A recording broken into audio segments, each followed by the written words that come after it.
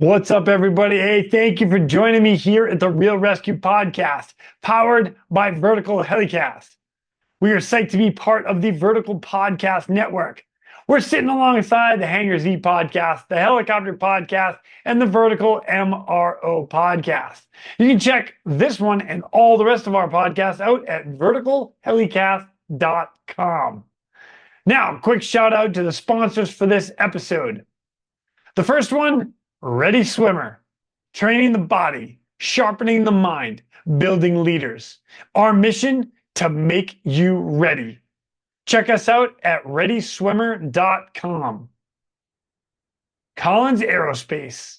Over 4 decades, Goodrich rescue hoists have saved countless lives across the globe. They have built a legacy of unmatched reliability and safety. Check them out at collinsaerospace.com. And Switlick Survival Products. They manufacture the highest quality safety and survival products for aviation, marine, and military markets. Check them out at switlick.com. Coming up next, I had a unique opportunity to get out to Western North Carolina to see the damage that Hurricane Helene had left behind. When I went up there, I ended up getting to one of the operating bases that was there to help support all the relief efforts. I had an opportunity to sit down with a few people and hear some of their stories and what they were doing to help those in need. So please welcome our next few guests and what they were doing out of Swannanoa, North Carolina. My name is Jason Quinn. I am United States Coast Guard Rescue Swimmer number 500. These are my rescues and rescues from those of us that put our lives on the line every day so others may live. This is the Real ResQ Podcast.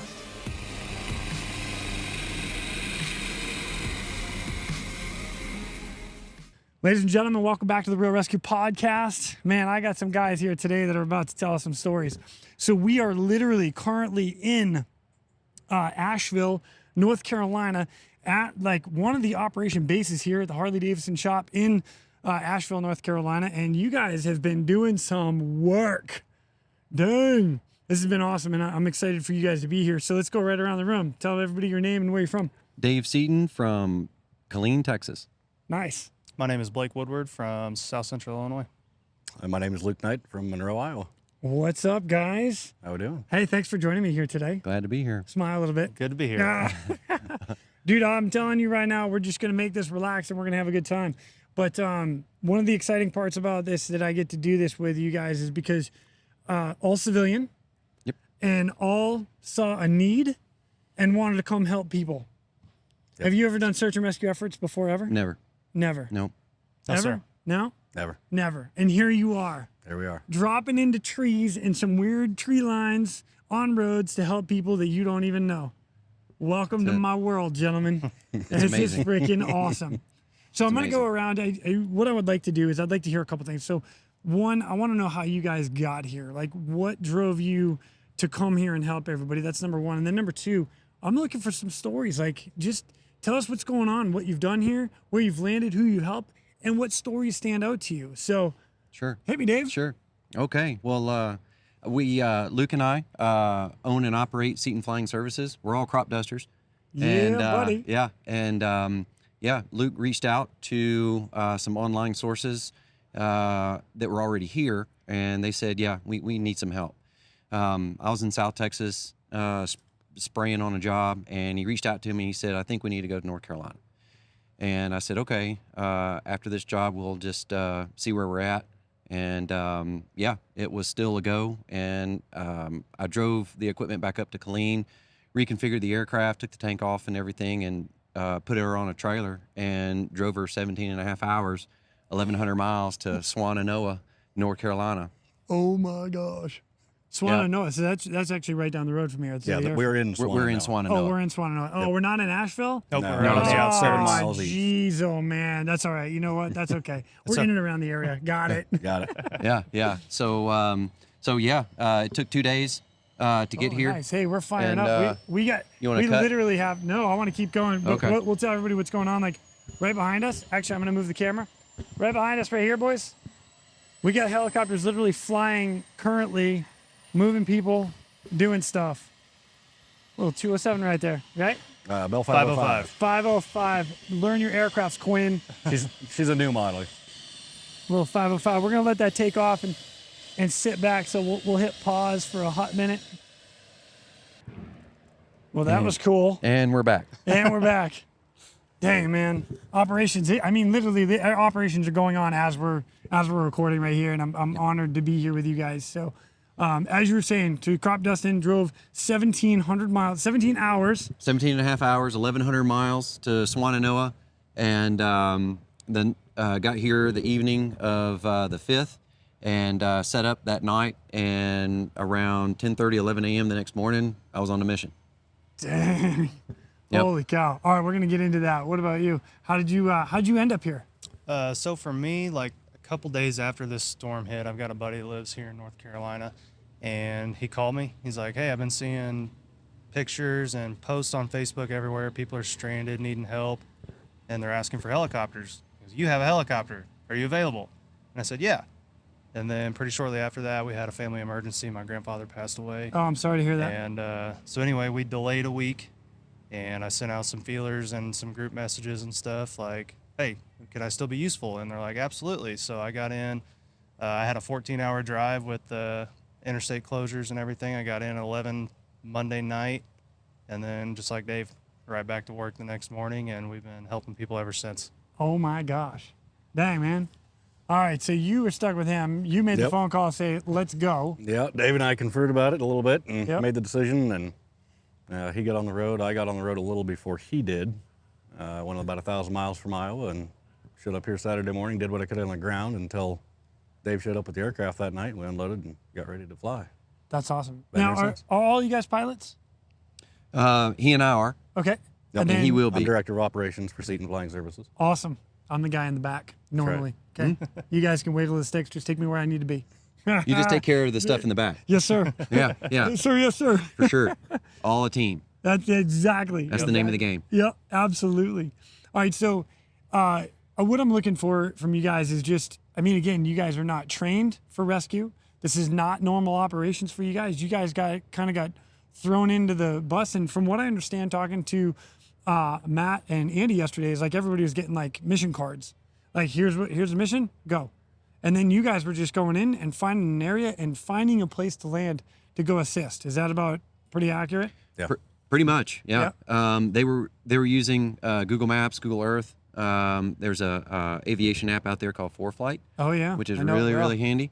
And so we were using those pieces of technology to go in and to see what was really out there, because so much has changed since the hurricane from what we see on the maps. Oh yeah, yeah, okay. Yeah. So we were going, what appeared to be a nice open road, it's gone, or there's a tree over the road or something. So we had to do a little recce work and to see, what other area was open nearby, and to see if we could get in it. Sometimes we could, sometimes we couldn't. Dang, man. Holy cow. Yeah. Were you doing a lot of flying with him, or just? A fair amount, yeah. I'm Yeah. on about half the missions we do. If he's on a large load, loaded down payload, max Okay. gross, I'll stay on the ground. And I've been out with a couple of ground teams a couple times while I've had time waiting on him. Yeah. So just trying to stay busy there. That's awesome, man. I like I said, I mean, I think it's awesome that you guys are here volunteering your time in your aircrafts collectively. Like, this is amazing. What are some of the stories that stand out to you guys that you might have responded to, people coming up to you or talking to, or what stands out to you? Well, Blake has a pretty exciting story. Okay. Of taking Adam in to the JD Vance Town Hall meeting. What? All right, come on, Blake. All right, so what was that, two days ago? 2 days. 2 days ago, they asked if we would fly Adam and the film crew over to Greensboro and to the JD Vance event. So that was pretty fun. We had Secret Service freaked out for a little bit. They knew we were coming, but they still didn't like it when we showed up, and it didn't turn into anything. It was super chill, but Adam got to ask a question to JD about the state's response, and then move that up to the national level as to how things are going to get handled with so much private operators showing up to do the hard work, that Yeah. just what the federal level is going to do if elected. I know we're not getting political, but No, no. That was the whole point in his question, was on the state and federal level, how is the response going to change after this event? Because we've shown a weakness here. And it's like Adam pointed out when he asked this question, it's not just any one industry or any one office or anything that lighten the load on anybody. It just needs to be taken care of differently than it has been. And that was the whole point in that trip. And it was super fun. Wow. We got cornered by a lot of people. We got a larger standing ovation than JD did when he walked on stage once Adam announced what we were doing. And if you go back and watch that video, JD actually started doing the hand signal for the crowd to settle down so the show could go on. So what we're doing is highly appreciated by the locals here, and it's awesome to see. That is cool. Wow. Right on, man. All right, so what about some of the local stories? Like, again, you guys were landing in some very tight areas. And as a matter of fact, talking to Matt and Andy earlier, they were talking about bringing their aircrafts into areas that you couldn't get a Black Hawk in. You couldn't get a bigger aircraft into. Forget the Chinook. I mean, that thing's a monster as a footprint. But but you guys are kind of weaseling into little areas. So go ahead, man. Yeah. What stands out to you? One story that sticks out is I was taking a nurse to 7 fire departments in the area to get just to make contact and to see how they are and to get a list going of what that area needed. So we just started hopping all over the mountain range over here to these little fire departments and seeing what they needed, and that was amazing. Wow. Yeah. So when you say what they need, you're talking medical equipment, or everything from Starlinks to generators to food, more medical staff. She was making a list. She was actually texting that data to Luke, and Luke was inputting it into the AAR report program over here. Oh, wow. So they were knowing as soon as we lifted off and had reception, we would get it over to Luke and they would know. Oh my gosh. And then you're basically set up, ready to go for like sending the next helicopter with all the equipment or what you could. Right. Wow. They would take that information and then figure out how to find the solution to what they needed. Dang, man. And it's all grassroots. It's all organic. Yeah. Everything's right here. And everybody's volunteering their time, efforts. Wow. Yeah, we did a recognition, a welfare check up to a community center up in north, and they had an immediate request for nitroglycerin and any cardiac medications we could get a hold of. And we came back, relayed that information. A gentleman actually flew us in nitroglycerin on a Bonanza to the Asheville airport. We went and picked it up at Asheville and took it back to the community center to the doctor that was on staff up there and took care of the issue that day. No way. Yeah, so wow. The whole aviation community comes together, and it's pretty awesome to see. Oh, yeah. Yeah, incredible. Give me another one. What else you got? Well, one thing I just want to point out, like has already been said, none of us are trained in search and rescue. But as crop dusters, we're used to working with as little of information as possible. And it is all the time that you show up to a place that somebody says, oh, yeah, this is good to load. And your only entrance and exit is vertical. It's like, well, kind of.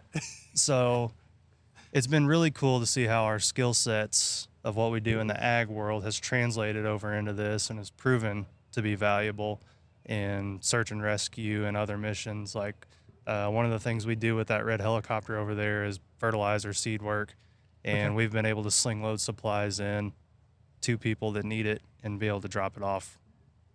So that stuff has been super fun. As pilots, these guys are constantly in low-level, high-wire environments, you know. Oh, yeah. No, I've seen some of the stuff that you guys fly in and around. They've got more low-level action than most military pilots do, you know. And when you're talking low level, you're talking like 15 feet. Tops off the ground.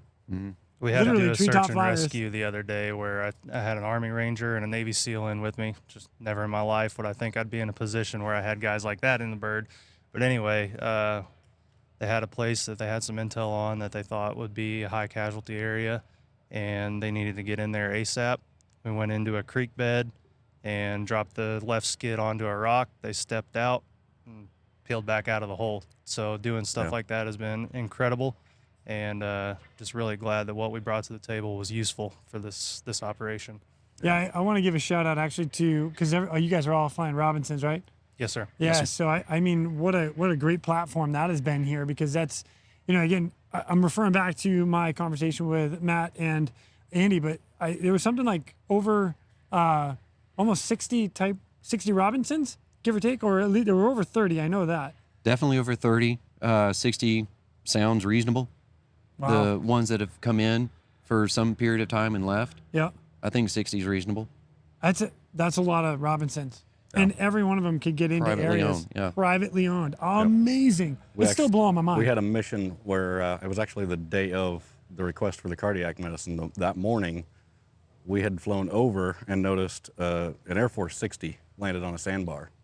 And we went to do a welfare check, and then we were coming back. And the guys in the 60, the PJs, actually got with us on air to air and said, hey, these guys just to the north of us, we can't get to them, but they're in bad shape. You might want to stop and look and check them out, you know. And we got the Robbie in there in a really tight spot. Dave did an awesome job flying in. There was wires down over here and a bridge out to our right, and we got in just in this tiny little triangle that only we could have fit in to do a welfare check on those guys. So How was the the small welfare aircraft check? definitely has its place, you know. For sure. How was the welfare check? Better than expected. We did make contact with some guys from Virginia Search and Rescue that were on the ground, good. doing some bridge clearing and looking through some debris, and they gave us some leads to the north that we needed to check into, and we did that the next day. So it's all good intel. Wow. Dang, man. You guys are awesome. Teamwork. This is amazing. Yeah. And I'm like, how long have you been here, Dave? Today's my 7th day. Right on. And you've been here for 5. 7. Yep. Yeah. Okay. Yeah. So I mean, this is my first time coming in. Today's Yeah. my first day here and seeing all this operation. It's like, it's awesome. Like, this is incredible. Everything that's going on behind us. I mean, the supply line, the people coming in, getting stuff, the quads that are going out. And again, the aircrafts that are taking much needed equipment and medical supplies out to the people that are stuck out and there. just So, to give a shout out, these guys behind us with the fuel truck, helicopter applicators out of Pennsylvania, they've been here since day one. wow. They've been flying every day. Doing an awesome Troopers. job. Yeah. Holy smoke. That's amazing. Well, I'll tell you what, if you guys have any other stories that stand out to you, by all means, like, I mean, you guys have been flying a lot every day. So please, by all means, share it, because this is what everybody wants to hear. They want to know what's going on out here. Sure. You know, the missions range from doing a reconnaissance. Luke and I this morning went up with a reconnaissance guy to look at a road to see if a bunch of bulldozers can make it up there and to fix this area. And everything looked good right up till you saw the big washout area. So rather than getting all of the equipment together and, you know, rolling big diesel trucks and bulldozers and up this road only to come up to a spot that they didn't know was damaged, we told them. We were able to come back with that information. Yeah, and we were doing that recce flight actually for intel for the 101st Airborne, so they're not wasting their time and resources just to get there to find out it's Just not washed passable. out. Yeah. So, Yeah. yeah. Wow. You know, we're trying to work hand in hand, state and federal government, military, just make it happen. Yeah. People in need. Yeah. Yep. Awesome. Yep. You got any more? One thing I just want to point out is how awesome it's been with people from all different walks of life showing up in one spot. I mean, all different backgrounds. You got guys with tattoos, you got guys in polos, you got all kinds of people you wouldn't think would be a team. And in my personal opinion, we have killed it. Yep. I mean, the leadership here is second to none. They've been putting us on accurate information, getting accurate loads in the aircraft. The people that are in charge of the aircraft know what aircraft are capable of what. They're not giving us anything we can't handle, and it's just been great. This team is second to none for sure, and it's been cool. Yeah. Dude, And awesome. to piggyback on what he just said, you know, everybody here, they're not here for fame. They're not here for money. Right. Obviously, Totally. They're not Yeah. here for money, I guarantee you that. Volunteer. Yeah. But Oh. there's not one person I have met here that I wouldn't welcome in my home. They are all phenomenal humans, just that's a here to good do point. the right thing for other people. And you know what? Actually, I'm going to go even further with that and say that the people that are here, it's more than just pilots and crew. And we got a ton of spec op guys, but Yep. there's a lady here cutting people's hair. Yeah. Yes. Yeah. Like, I'm staying away. And the local people with food trucks and stuff that have been here to feed us every day Every on day. their own Yeah. dime. yeah. And I've eaten better here. Don't tell my wife. I've eaten better here than I have in I won't weeks. say a word. He just muted you on that part. Maybe not, but No, Yeah, it's a great bunch of guys, and I'm totally. honored and humbled to be just a tiny part of it. Well, man, this is awesome. Well, guys, thank you so much for sharing your part of this story, and my congratulations and a job well done to all three of you and everything you've done. Way to give back, man. Thank you for getting the word out. Yeah. Oh, my pleasure. My pleasure. So, right on. If you guys got anything else, now's your time. Other than that, I'll see you guys later. That sounds good. Thank you, sir. Thanks, man. Right on. Later, boys. See ya. We're going to divert real quick to thank our sponsors. Attention all rescue professionals and tactical athletes. Ready Swimmer and the Real ResQ have teamed up to bring you the ultimate solution in tactical athlete training. Developed by military rescue professionals, our team boasts over 60 years of combined experience. Elevate your performance both physically and mentally with our individualized programming. Contact us at ReadySwimmer.com or through therealrescue.com and unlock your full tactical athlete potential. The question is, are you ready? Hi, Michelle. How are you? Hey, I'm freaking awesome. Thanks for joining me. We got somebody else here that decided that. All right, I talked into, and she got convinced to come over here. It's all good. It's all good. Got voluntold, I guess. That's what I call it. Well, you so. know what? I appreciate you coming out here. So again, we're here in right at the Harley Davidson shop, and Michelle, give us a little background. Where are you from? So I live in Lee County, Virginia. Work in the neighboring county across the state line in Harlan, Kentucky. So. And how did you get here to help this? So just was at work when this was kind of breaking loose. You know, when Hurricane Helene was coming through, started seeing the flood stuff that was going on, and it was affecting the area that some family of mine live in. So I had contacted them and was like, what do you guys need that I could try and help on a personal level? And it grew into something much more than I could do on my own. So I reached out just through social media to my friends and coworkers, and the help that came from them was overwhelming. I couldn't name every single person. I would forget someone and feel terrible, but so many people just donated supplies and even money to buy supplies that they didn't have the time or ability to get. So started in Carter County, Tennessee, the Hampton, Tennessee area. You were in Tennessee first? Yes. Oh my God. So you've been around. Yeah. You've been working a lot of this. But with help. It's not just me. I don't want to act like... No. Hey, There's so many hundreds people. of people over here, and the greatest part about it is that you've been voluntold to do this. to come tell part of this and to help everybody else share their stories. I think everyone has a very similar kind of, something, either a family member or just something stirred inside of them, and mine was a combination. Like my heart was just breaking. I was like, I have to do something. If I'm a girl with a truck, like my job. Yeah, girl. my job gives me the ability to do a lot for patients, work in air medical, but that's not the way I could help at that point. Like there wasn't a way for me to help. I wasn't deployed out through my company or anything. And I was like, that doesn't matter. I can still help on a personal level. So I'm a girl, I have a truck, I can haul stuff. So that's how I started it. And that's what I've been telling people. I'm a girl with a truck. So I love that. So started with hauling supplies, water. I mean, we filled the back of my truck up, and I have like an extended, like a mega cab vehicle, so it has a lot more room. People brought so much stuff, it was full. Brought it out there, donated to the people in that area.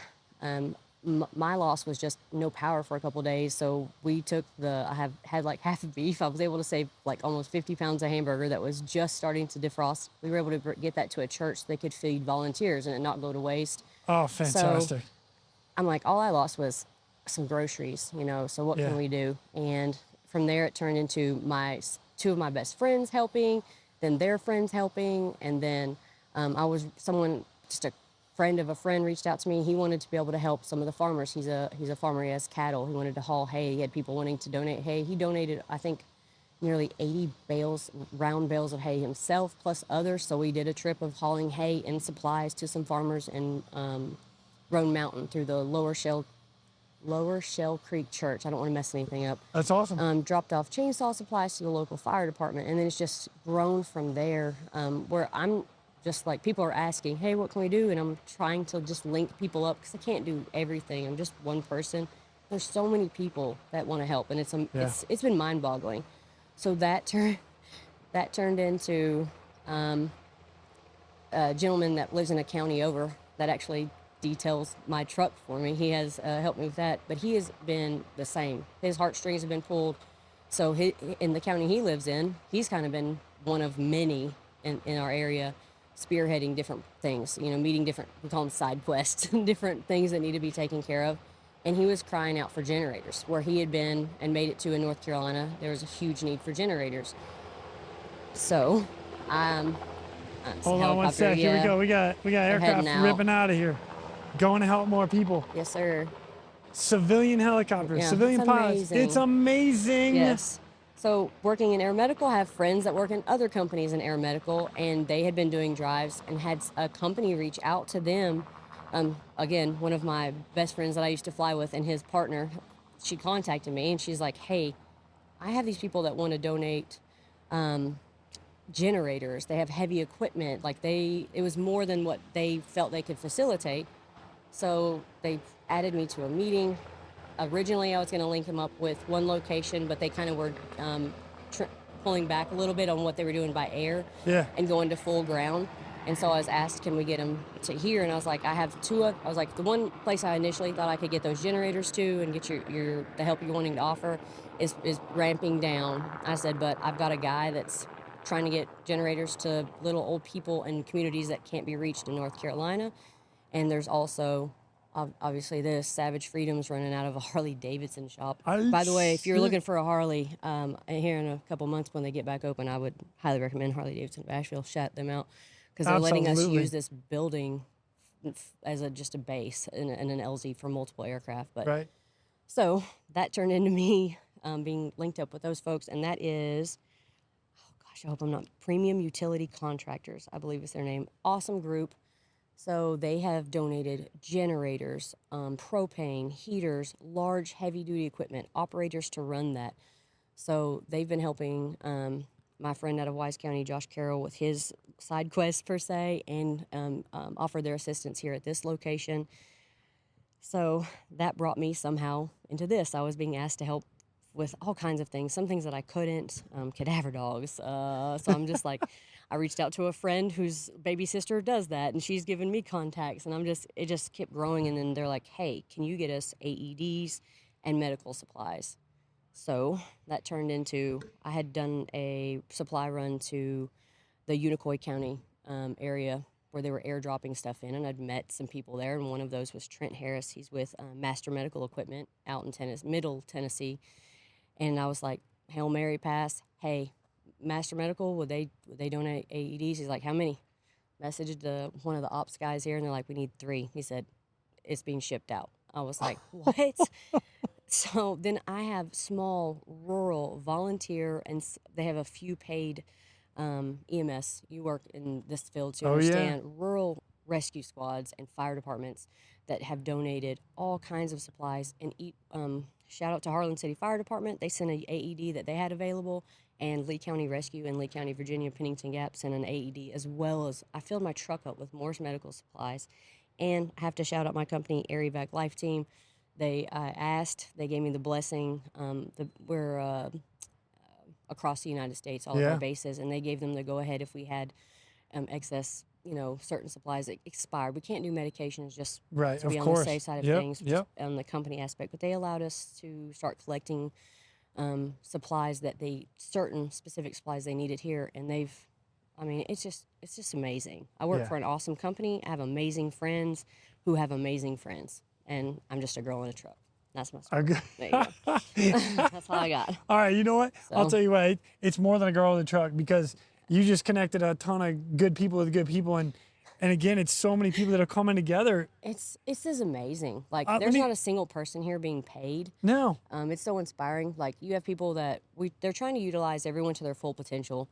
We have physicians that come in and offer their assistance, and then if they can help, they're unpacking boxes. You have from a blue collar laborer doing things up to grad school graduates, and no one is any different. So if you're packing a box, unpacking a truck, packing a truck, sweeping, taking out trash, to going on recon stuff, it's just been amazing. The amount of stuff that they have moved out of here with the resources that are available in this small of a location is mind blowing. Oh yeah.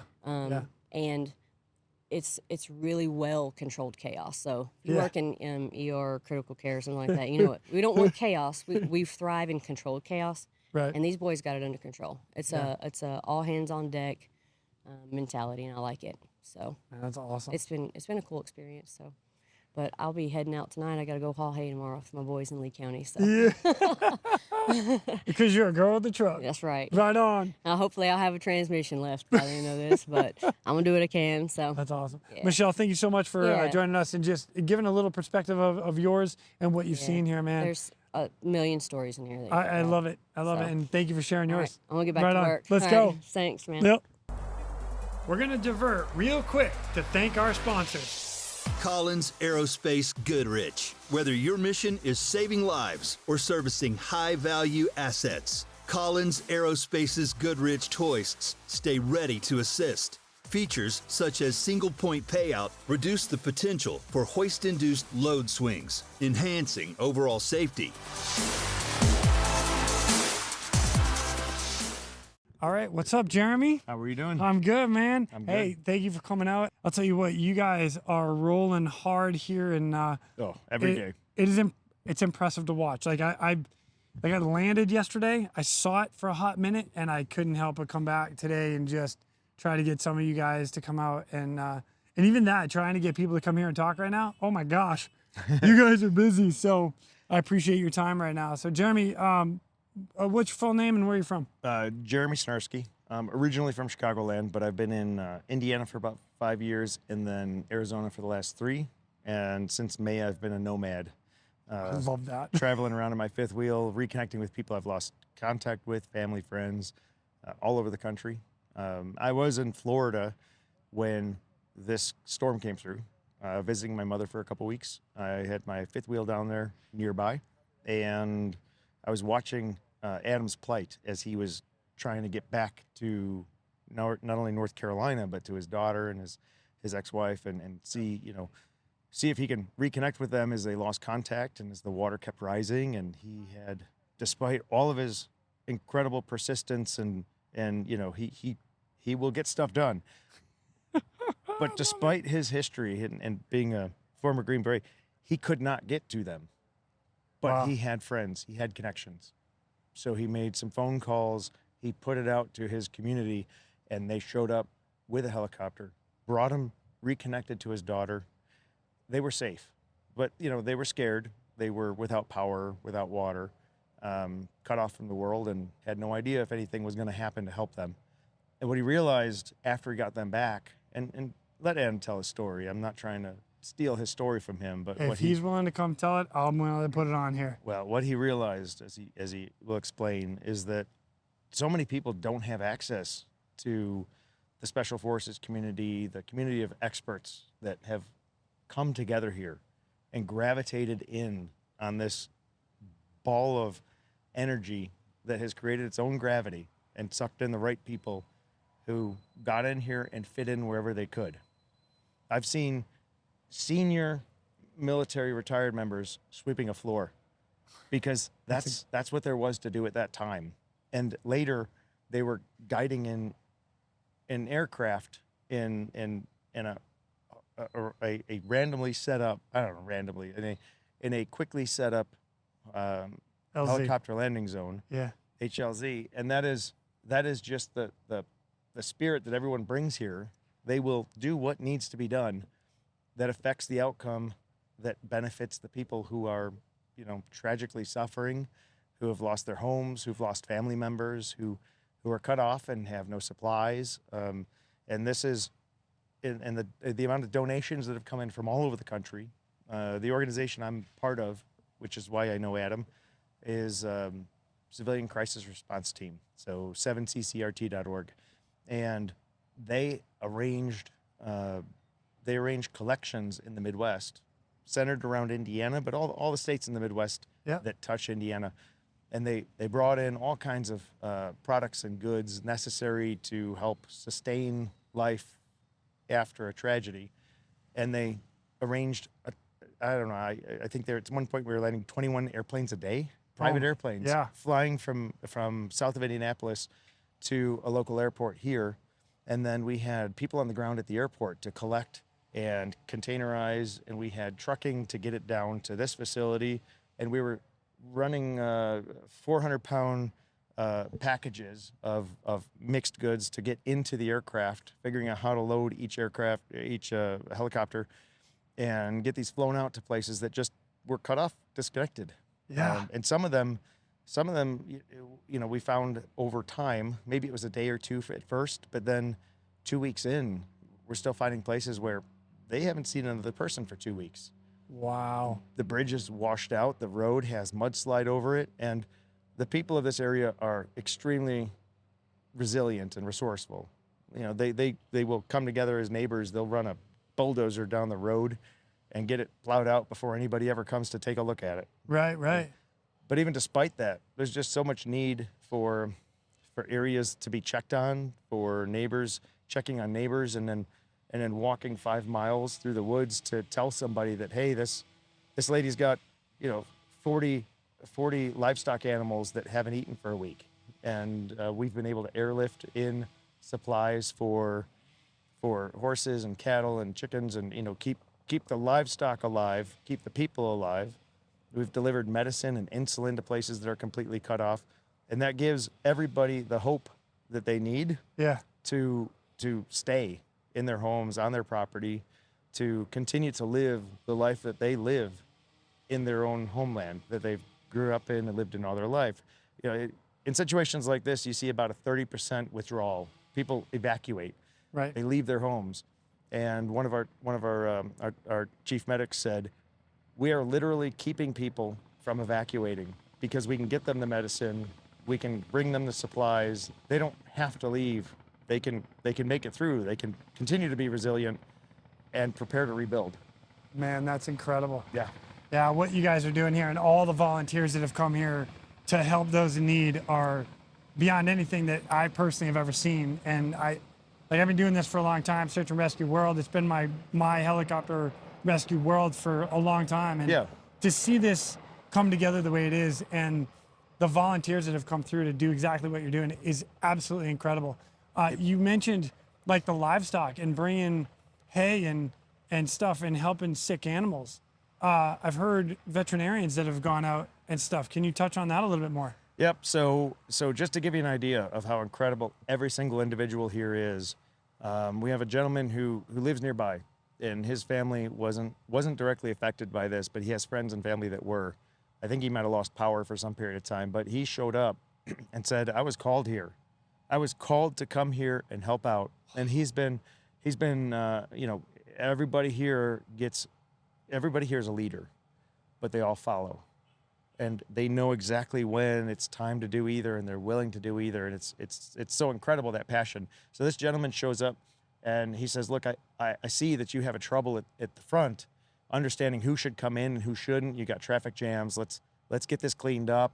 Let me help understand what I should let through the gates so that we don't jam up traffic and nobody can move anywhere, and keep it more effective. So he works with the supplies, the person in charge of supplies outside to say, can you take more donations?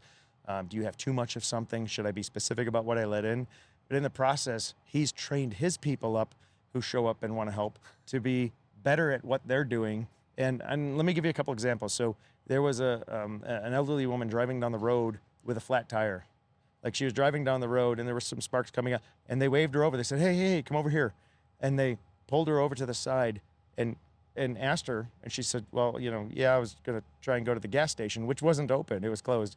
And they changed her tire. Oh my gosh. Changed her tire, put the bad one in the trunk, and sent her on her way with probably a case of water and some food, and said, you need anything else. And that's what we've all been cross-training each other to do, is ask those questions, dig a little deeper.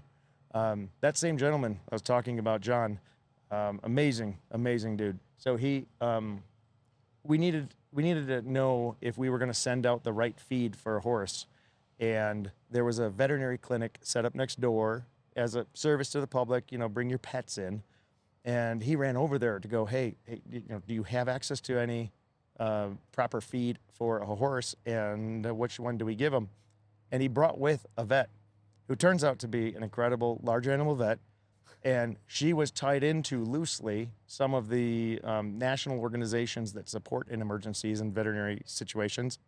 And she ended up becoming, in the next 2 days, the national hub for, what letters did she ramble off? There were 3 or 4 multi-letter, 5-letter organizations, National Veterinary Association of Veterinary People. And I mean, so within a few days and a few phone calls and the networking that happened, we became, this organization became a national hub for access to any specialized field for support of livestock and pets and large animals, and being able to pull in from ag centers all throughout the country. We've had hay coming from all across the eastern seaboard. Wow. To make sure that we can resupply into ag centers here, if you can access by road, but also to airlift. And you see some of these hay bales. The big ones right behind us, big reels, yeah. Yes, and then on the corner of the building off in the distance there under tarps, we've got the square bales for horses.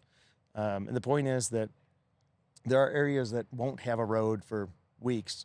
More importantly, there's areas where the cache of their winter store of hay and other things have been washed away. Right. Because the barn was further down towards the river, and 40 feet later, it's gone. Yeah, my And- goodness. And the fields of grass that they have are covered in this silica silt that would make any horse sick. So they can't just put them out to pasture, because the pastures are ruined, Right. destroyed by this. Yeah. So until next spring, when the grass rises again, they have nothing to feed their livestock with. And they've got 2 options. You cull, or you give them up somehow. And it's a sad story when a family's had a horse that they love and grew up with, and they've had this horse for 10, 12 years, and they're looking at, do I have to put this animal down or give him up to somebody else? And do I leave my home? And this organization is doing things to help prevent that, to deliver Connex boxes and help bring lumber in so they can build structures to store hay donated from across the nation. And it's powerful. It's incredible. It really is. Wow. It really is. It's a logistics, it's a lot. But the people who've shown up have brought their military or their civilian logistics backgrounds, and there's organizations that are allowing us to store things in their warehouse temporarily for a few months. So we're trying to capture the stuff that came in a mad rush in the beginning. The opportunity to capture things that are being queued up by corporate sponsors or large donors who want to contribute. And we just, within the last few days, we put together a list. It's an interactive needs list that allows somebody to go on to, it allows us to take a whole conversation that we would have to have and bring it down to a QR code or a link. Yeah. They go there, and it's a line by line list of here's what we need and how many we need. And you can click on there and fulfill part of that. Put in your contact information. Just we see it. It's not out for the public, but that allows us to check on it and say, hey, you said you have a pallet of space heaters available, and we can tell you where to bring it to get it into the community as quickly as possible. Keep people warm. Yep. Keep people fed, and really help process the amount of incoming that is just such incredible heart and generosity from all over the country. One thing that we do end up with in disasters, and I've witnessed this all across the country, is that everybody in the military, if you have a problem, it's, take your ibuprofen, bottle of water, change your socks, right? You know it well. In the civilian world, it is send pellets of water and baby wipes. Yep. That's how it is. Sounds about right. That's the comfort. That's I want to do something. And so I'm going to send a trunk load of diapers and baby wipes. And that's brilliant. It's beautiful. It really is. But even the best intentions can sometimes lead to bringing more work to an area that's already devastated and overloaded. Yep. So what we ask going forward, and the message that I'm trying to cultivate from the disaster services side, is communities band together, bring your resources together, and and send a pallet or multiple pallets of the same product into distribution hubs in these situations and there's a lot of organizations that help with the logistics, but get a like pallet sent in, and that way it can be more easily given out as needed, and it doesn't require a group of volunteers on site to sort through and categorize items. This is something I think that we as a human population can do better. I don't, for any bit, I don't want to say that great intent and that incredible generosity that everyone has provided is bad. It's not bad. It's wonderful. It's amazing. It fills my cup.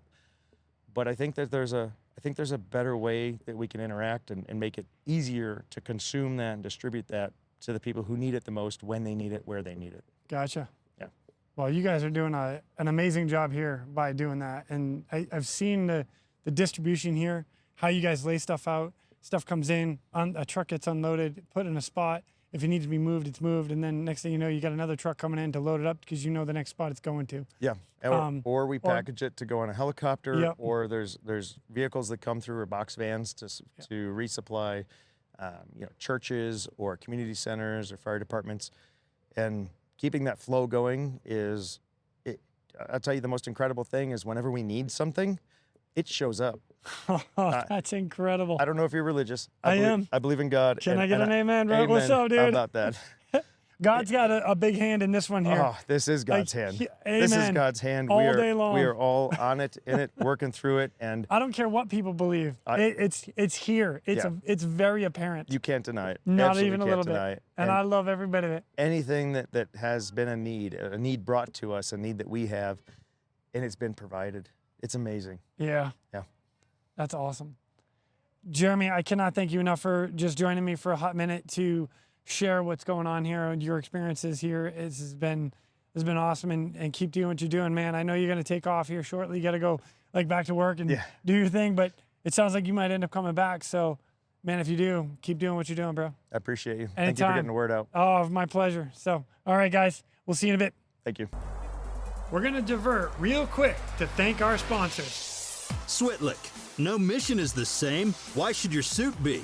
Introducing a new custom dry suit experience. Choose your fabric, colors, neck and wrist seals, zippers, pockets, collars, and so much more. Intelligent measuring prompts ensure the most tailored fit. Brought to you by Switlick Survival Products. For more information, visit us at www.switlick.com. Oh, here we go, dude. All right, so you've been talking all day. We're gonna finish this off today.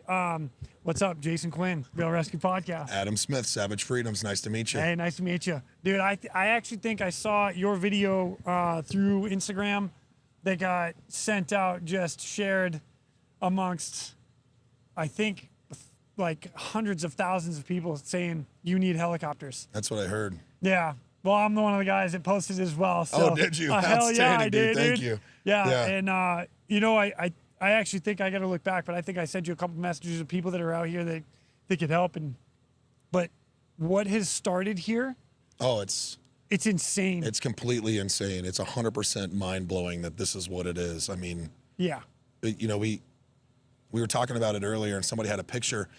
You can see in the corner where that big blue tarp is over there. Yep. Yeah. Yep. So we had one picnic table, and it was set up right there in the corner. Okay. And me and a buddy of mine, Johnny Wilson, were right there, and we were doing crazy stuff. We're running ops, and we were running ground, and we were receiving supplies with a buddy of mine, Jeremy, that was here, and he's still here. Jeremy hasn't left yet. Jeremy's been here since. I mean, he's still here, you know. And he said he's leaving, but he still hasn't left. Yeah, exactly. He told me 6 days ago he had to go, and I was like, "Do you have to go?" And he was like, "I don't know." And I said, "Well, you could stay. We can use you. You know what we're doing." And yeah. And he hasn't. He called his company. The company just, it's been there. It's not. The crazy part about what's happening is it's not just the people on the ground. Yeah. It's the people on the ground. It's their people they're connected to. It's the companies that they're coming from that are giving them time off. It's the units that they're coming from on active duty guys that are taking leave, permissive leave to be here. I mean, it's a miracle. It is a miracle, dude. It's God's hand right here. Oh, all the way. All the way. All the way. It's awesome. Yeah. So let me back up a little bit. How did you get involved in this? What happened with you? And can you share any stories where you've been out to help others? I live literally from here, 150-degree azimuth. I live 8 nautical miles into the mountains, Okay. right in between Black Mountain and Bat Cave. Bat Cave got wiped off the face of the earth. Totally. Chimney Rock, which is just down the river from that, half of it is gone, and the other half is buried under silt. And then further down is Lake Lure. Well, that's the road I ride my motorcycle on every day. That's my home. Like, that whole area is where I live. Okay. And so I was in Texas speaking at a nonprofit for an organization called the Task Force Dagger Foundation. We got a helicopter getting ready to take off. We do. This is what's badass is I've been actually recording the majority of today with just random people. As a matter of fact, the pilot taking off behind us, I recorded with him too. But the greatest part about this is even while people are coming here talking, operations are still rolling. Yeah, they don't stop. They don't stop. They don't stop. And the sun is setting behind us. Like it's getting dark. Yeah. And I actually had to pin you down and be like, bro, we're losing daylight. Yeah, we we're got to losing do down. this. We got to do it. It's true. So But anyway, So we were in Texas. We're going to speak at a nonprofit for another nonprofit called the Texas Valor Project. They take care of guys for traumatic brain injury, and they send them to a place in Dallas that treats them for traumatic TBI. And I went through that program with them in December of last year. nice. And it's a phenomenal organization. They're spectacular human beings. And so Thursday night, I lost contact with my daughter and her mom. And my fiance and I were down in Texas, and I couldn't get in touch with them Friday morning. So we left Austin, we're on the road, and I'm texting, calling, no answers. And I'm getting a little worried. Yeah. And so I get in contact with her brother-in-law and her sister. I'm like, hey, have you guys heard from her? And so we haven't heard anything from last night. Last message was last night. So I didn't really think much of it. And I said, I got to get back. I can't stay here for this. I have to get back immediately. Right. And so we just drove. We drove 18 hours through the night. And in the process of getting back, my former brother-in-law called me, and he goes, or he didn't call me. He couldn't call out. He had text message, and I don't even know how he did that. And he sent me a text message, and he said, hey, dude, we can't get in. All the roads are blocked. Wow. We've been trying to get in for 8 hours. We can't get in. And I remember about 1 o'clock in the morning, I looked at my fiance, Taylor, and I said, I think they're probably dead. Oh. And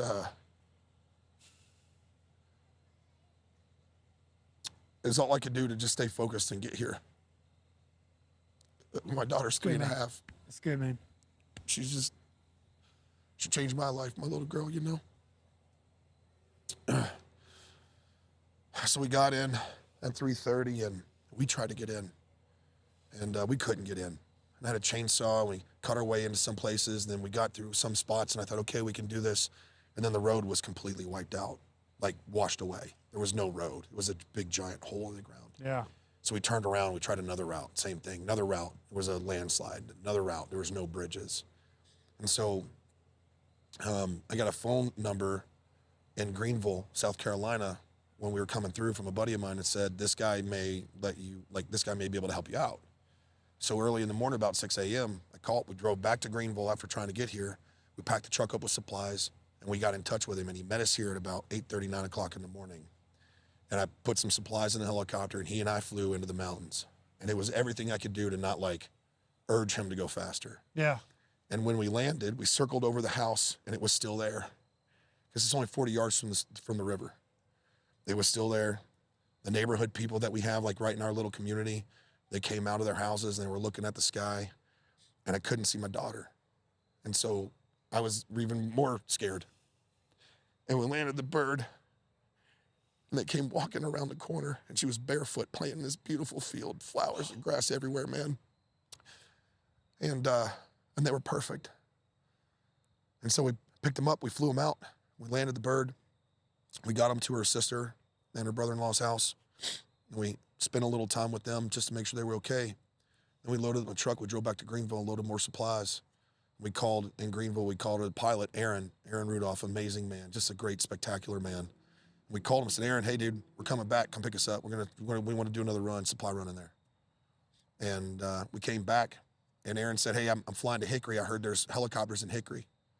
I said, okay, cool, man, go for it. We're gonna be here, land as soon as you can. And eventually he came back, and we did another run of supplies. And then the next day, we got more supplies and we did it again. And then Sunday night, we met a dude who he bought Starlinks and had driven into town. And he goes, I've got Starlinks, do you need one? And I was like, yeah, I'll buy one from you. And then we had connectivity. And then we were sending messages out on Facebook and on Instagram and making phone calls. And then we had the first group of pallets that showed up. And it was like 10 pallets. And we were like, holy crap, this is amazing. Then Congressman Corey Mills landed with 2 Sikorsky 76s with hoist capabilities. And he offloaded 2,000 pounds of supplies. We're like, holy crap, like there's supplies, we can do this. And then the next day we had 3 or 4 tractor trailers of supplies show up. And by the time Wednesday rolls around, we're sitting on something like 500,000 pounds of supplies. We're running 12, 15 aircraft on a regular basis out of this location. And then Wednesday of last week, like just to go there, we got a NOTAM from the FAA that declared this an official controlled airspace that we control. What? Yeah. Okay, that I did not know that. Yeah. That has not been said thus far. That's incredible. It's incredible. And the reason why is because we had Air Force reservists show up that are air traffic control, like tactical air traffic controllers. They showed up. We got 3 of them on site. We're having regular interfaces with National Guard personnel because they're flying helo assets. You can see, I don't know if you see them, all of these hay bales. Yeah. We've been allocated CH-47s to support our operation so that we can get hay bales into local farms who all of their hay supply has been ruined. I mean, we airlifted a 100 kilowatt Generac generator into a community center. We backloaded it into the community center, and there's probably been 600 people that have come through here to volunteer over the last 15 days. Which is again incredible. Oh man, it's awesome. I tell you, it's like you say miracle, it is miracle. We would say we need this, and it would show up. Or I would say, hey guys, I know we need this, this, and this. And we go, yeah, I just got here 15 minutes ago. Like, wow. How is that even possible? Right. I'm telling you, it's like this entire operation there is no question that the hand of God is upon it, man. It is just the most beautiful, miraculous, amazing thing I've ever been a part of. You know, so one thing I say on this podcast all the time, and it was said to me in swimmer school, and those that listen to this podcast know this very well, but when I graduated, we had an officer come in and he said, those in distress are praying for a miracle. They're going to get you. And they're talking to us in the class, and that has set with me so long, my entire career, right? Everybody out in these mountains was praying for a miracle. Yeah, man. And they got everybody. Yeah. They didn't get one person. They got everybody. And not only this location, they got the location that the Sentinel Foundation is running in Banner Elk. They got a location that there's another group running in Boone. There's another group in Avery. There was a bunch of helicopters out of Hickory. I mean, the word that I got from community leaders and county officials was that because of the civilian effort, and specifically, he said, specifically because the coordinations that happened out of that operation center right there, we have been able to feed and water every county to the extent that they didn't have to dip into their own emergency rations. No way. Way. Holy shit. Yeah. Dude, you're a machine, bro. It's not me. Dude, I got replaced on Wednesday the first week. You kidding me? Like, dude, if I was doing this by myself, this thing would have collapsed. It's not me. It was the hand of God that was bringing in special operators. Like, literally, it was like they were getting pushed through the door. One special operator after another, one vet after another, one like well-trained professional volunteer after another, and they just showed up in droves. And it was just, it turned into a well-oiled machine. And every time we could see an adjustment, we could see things. Hey, let's do this. Let's fix this. Let's make this happen. Let's change this little process over here. Now, the process is we have a tech team that's literally scraping supply requests and information off of social media. We get information from families and friends. They say they haven't seen somebody so-and-so. Yeah. They get the contact. They reach out to a point of contact. They try and make contact with the actual family member they haven't gotten in touch with. And then if they don't get it, we actually put up a recon package. They go out and get on site. They try and do a welfare check. We identify how much supplies they have or they don't have. Is there any medical requirements? Are they even home? Then we come back with that information and we build a supply package, and that supply package gets allocated back out to the air and it goes right back out again, and we drop the supply package. And we've done this for the last 2 weeks, and we've gotten to the point now where in general, we're running between 25 and 35 sorties in the birds every single day. Oh, yeah. From medevacs to supplies to recon operations to ground assessments to, I mean, you name it, to the extent, and this is the crazy part, Mike Coriel from SpaceX, he's the chief electrical engineer for SpaceX. Yep. He showed up. Oh, that's incredible. And that was like day 3 he showed up. Day 4 on Wednesday, I think he showed up. Tuesday, Wednesday of not this week, last week. Yeah. And that dude has moved mountains. we're like, we need generators so we can start prepping people to have Starlinks and to also make certain that they have space heaters. And as soon as we said that, he's like, give me 5 minutes. And 12 hours later, we had 100 Generac generators show up. 100 just show up miraculously.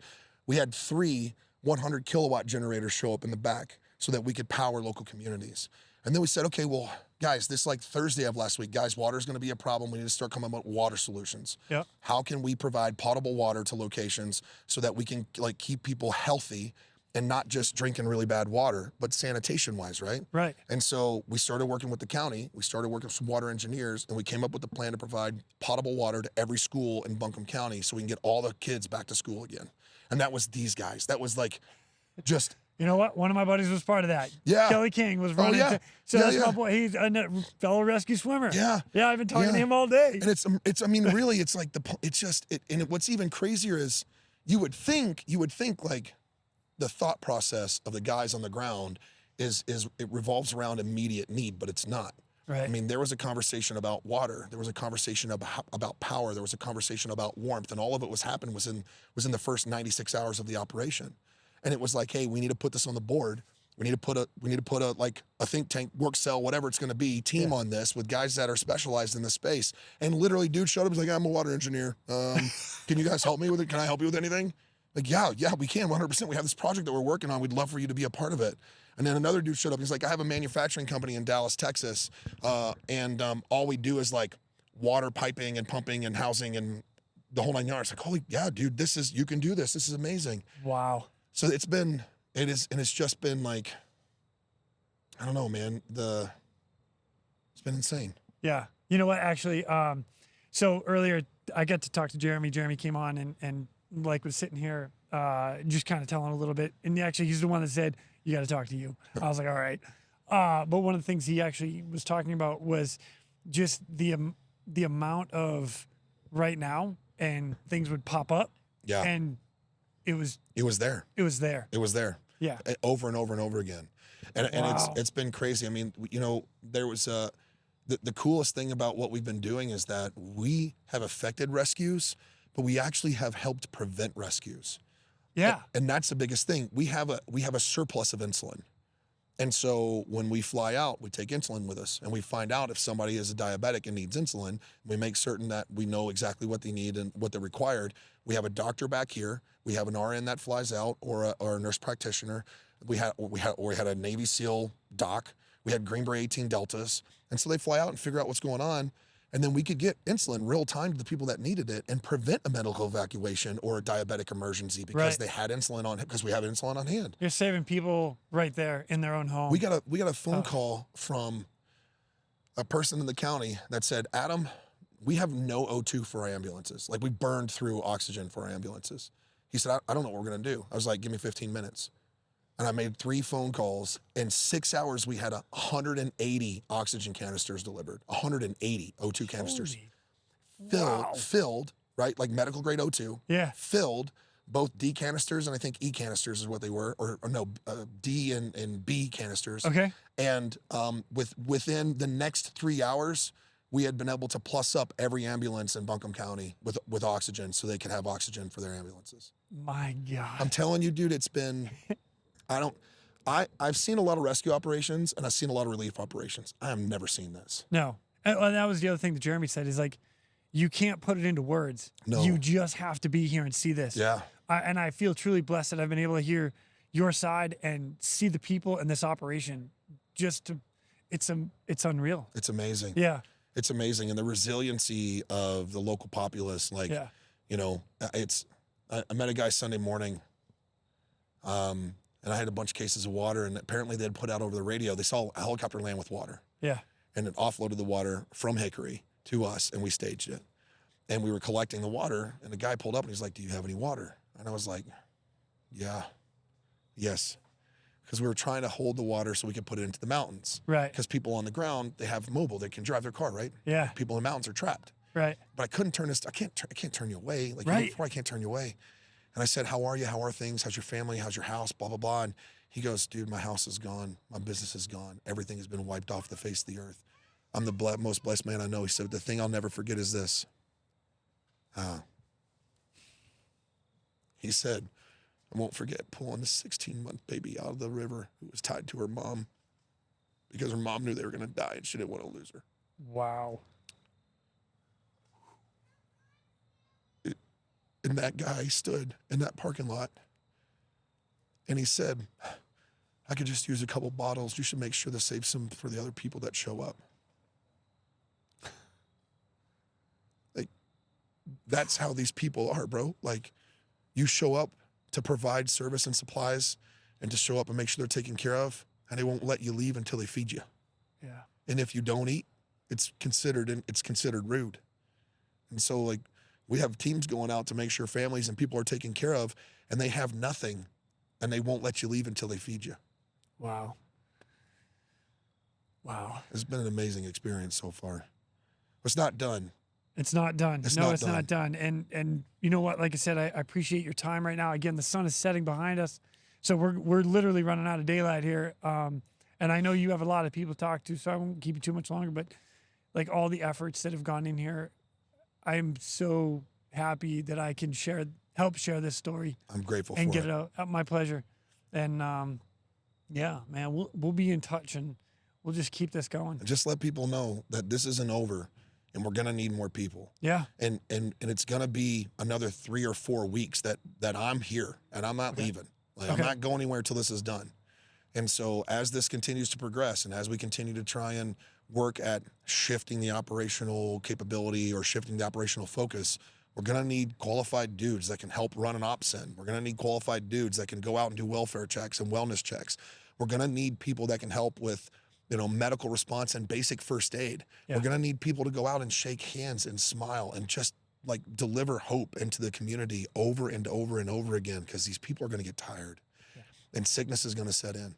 And the cold is coming. And the cold's here, man. It was 39 degrees last night, and it's 38 degrees the night before. I mean, the cold is here. It's here. Okay. And we can use the help. Can I tell them people where to go? Please, I was going to ask that. Yeah, tell them where to go. I would love if you're listening to this and you have it in your heart and you think that it's something you're called to do, go to savagefreedoms.com, and there's a bunch of links in there, and all of the links will direct you to the ways to go. We have a GoFundMe that we're raising money on. We're working with 501c3s to try and channel money through there. We have Venmos that you can send money to, and I can promise you 100% without equivocation, every penny is spent on this community, and every penny is spent on what we're doing right here to make sure that they're taken care of. And I'm a witness to that as well, 100%. Yeah, to the point where, like, this morning I woke up and looked at my bank account and realized that I was like, I'm not sure how we're going to pay the bills. And again, I said a prayer this morning in a helicopter. And I showed back up here after we landed. And I had a guy show up and say, hey, I don't know what you need taken care of, but we'll cover your bills, whatever they are. Wow. I mean, like, my bills and the bills for my daughter and her mom. That is awesome. And the emotional part of this is exhausting. Jeez. I know. I feel you. I understand. I can totally understand. Oh man, dude, I just want to tell you how grateful I am. Like, I've told the story multiple times. I'll keep telling it. How often can we tell it? We can't let the people of Western North Carolina be forgotten. No. And we can't let the opportunity to directly impact and affect change at the highest levels of this country.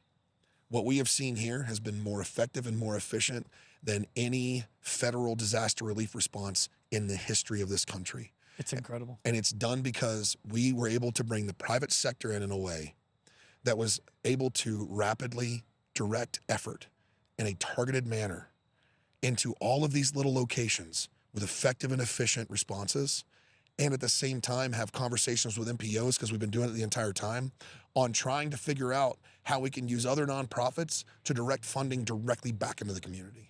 Because the top-down approach of cutting through red tape and the long process of trying to get funds to these families, it takes too long. And if this economy and this community is gonna come back, we have to have real-time effort. It can't be 6 months, 10 months, 12 months down the road. Right. It has to be tomorrow. Yeah, now. Exactly. Right now. Because these people will leave. Right. Right? The more challenging it takes to get funding, the longer it takes to cut through the red tape, the more processes you have to go through in order to actually get a quote unquote approved. Right. When your insurance won't cover it because they don't have flood insurance, when their house has been completely washed away and decimated, For me to sit for the next 6 months waiting for an approval to try and get funding so I can rebuild my house, why would I stay? Exactly. But if we have nonprofit organizations that are targeted to do just that, and we can get them here, and we can use the private sector again to create another rapid response to avoid the second disaster that's coming, that I'm telling you, it will change the face of disaster relief and it will change the face of operations in the country. Bro, I think I want to leave it right there. Okay. You want to keep going? No, I'm good. I'm good. This I'm has been- fired up, man. This is all, man. Thank you so much for joining me today and sharing this story. This is epic. Thank what you. everybody's doing here, dude, you're leading the charge. And I'm proud. I'm proud to like be talking to you right now. I appreciate you, dude. Anytime. Thank you for this. All right, so we're gonna look in the camera and gonna say, ladies and gentlemen, with that, we are out of here. Go. Now it's time for me to pull chocks and take off. But before I go, I'm always looking for the memorable rescues that people have done. If you have one that you're willing to share or know somebody who has a story, please feel free to reach out to me. I'd love to highlight it here at the Real ResQ.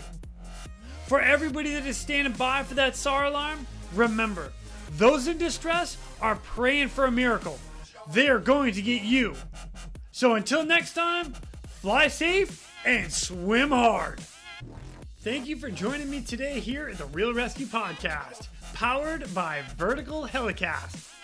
We'd also like to say thank you to our sponsors for this episode. Collins Aerospace Goodrich. Whether your mission is saving lives or servicing high-value assets, Collins Aerospace's Goodrich hoists stay ready to assist. Features such as single-point payout reduce the potential for hoist-induced load swings, enhancing overall safety. Ready Swimmer and the Real ResQ have teamed up to bring you the ultimate solution in tactical athlete training. Developed by military rescue professionals, our team boasts over 60 years of combined experience. Elevate your performance both physically and mentally with our individualized programming. Contact us at ReadySwimmer.com or through therealresq.com and unlock your full tactical athlete potential. The question is, are you ready? And Switlik. No mission is the same. Why should your suit be? Introducing a new custom dry suit experience. Choose your fabric, colors, neck and wrist seals, zippers, pockets, collars, and so much more. Intelligent measuring prompts ensure the most tailored fit. Brought to you by Switlik Survival Products. For more information, visit us at www.switlik.com. Ciao.